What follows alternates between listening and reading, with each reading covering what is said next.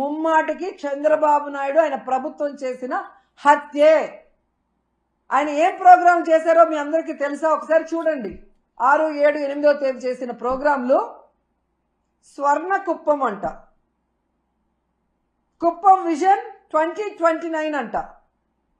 30 ఏళ్లకు పైగా కుప్పానికి ఎమ్మెల్యేగా ఉన్నావు. మూడు సార్లు ఆల్రెడీ ముఖ్యమంత్రిగా చేశావు. అప్పుడు చేయలేని స్వర్ణ కుప్పం ఇప్పుడు చేస్తానని ఇలాంటి ఒక క్రూషియల్ టైంలో పెట్టి నీ సెల్ఫ్ డబ్బా, నీ భజన నువ్వు చేసుకోవడానికి 6 మందిని చంపేసి 60 మందిని గాయాల పాలు చేసి మళ్ళీ కళ్ళబొల్లి మాటలు ఎంతవరకు మాట్లాడటం సమంజసం? కాబట్టి మొదటి ముద్దాయి చంద్రబాబు నాయుడే, అధికారులు కాదు. అధికారులను పని చేయకుండా నీ చుట్టూ నీ సేవ చేయించుకున్నది నీ తప్పు.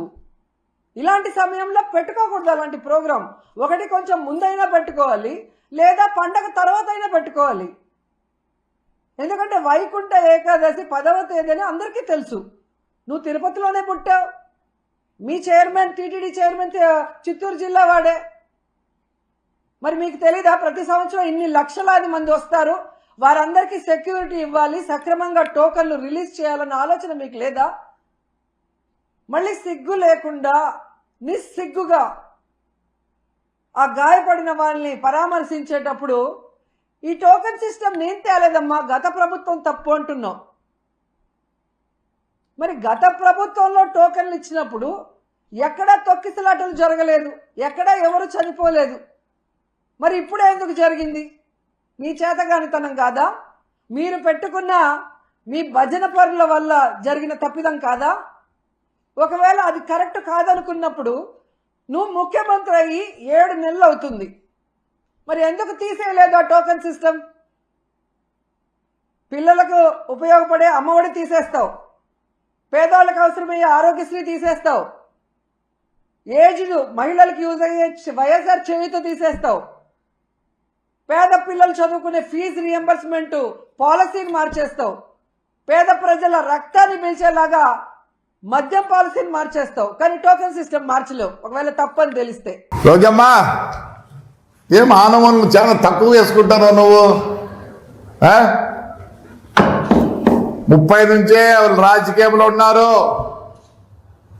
నన్ను అడిగితే కొన్ని ఫ్యామిలీస్ ఉన్నాయి, పాత ఫ్యామిలీస్, వాళ్ళలో వీళ్ళు ఒకరు. నెల్లూరులో మున్సిపల్ చైర్మన్ కూడా వాళ్ళే, బిఫోర్ ఇండిపెండెన్స్. ఎవరి గురించి వాళ్ళ గురించి మాట్లాడద్దు. నువ్వు తైతక్కలాడుకుంటా ఇప్పుడు వచ్చిన రాజకీయంలోకి మానుకో, ఇష్టపడినట్టు మాట్లాడతారు అందరినీ. ఈతలు మాట్లాడలేక కాదు, ఎందుకు నోరు అదుపులో పెట్టుకో. ఏమనుకుంటున్నావు నువ్వు? పెద్దానికి అని వస్తాను. నన్ను అడిగితే కార్యకర్తలారా, వీళ్ళని బయటికి రానియకూడదు, బయటికి రానియకూడదు. మీరు కూడా అందరూ ఏదో ఊరుకున్నారు. లేదు, మనం 5 ఏళ్ళకు కూడా మాట్లాడలేని పరిస్థితి, ఎలక్షన్లో నిలబడలేని పరిస్థితి. పెద్దోళ్ళు ఎట్లన్నా ఉన్నాయి, మనం కొద్దిగా విజృంభించాల్సిందే. అంటే అసలు అర్థమయ్యాలి. అంతకుముందు ఎప్పుడు జగన్మోహన్ రెడ్డి పడితే అట్లా జరగాలి, ఈసారి జరిగినాయి, ప్రతి పల్లెల్లో జరిగినాయి. ఆడిపోయింది పోలీసు. ఆ పొద్దు మేము చంద్రబాబు నాయుడికి దండ వేయాలంటే కూడా ఏలేని పరిస్థితి. లోకేష్ యాత్ర స్టార్ట్ చేసినప్పుడు ఎన్ని కష్టాలు పెట్టినారో మర్చిపోయినారా? డీజేలు లేవు, మైకులు లేవు. ఇలాంటి పరిస్థితుల్లో మరి ఎందుకు ఇంత సున్నితంగా ఉన్నారో మాకు తెలియడంలే, ఎక్కడ ఏం జరిగిందో మాకు తెలియడంలే. చాలా బాధాకరంగా ఉంది.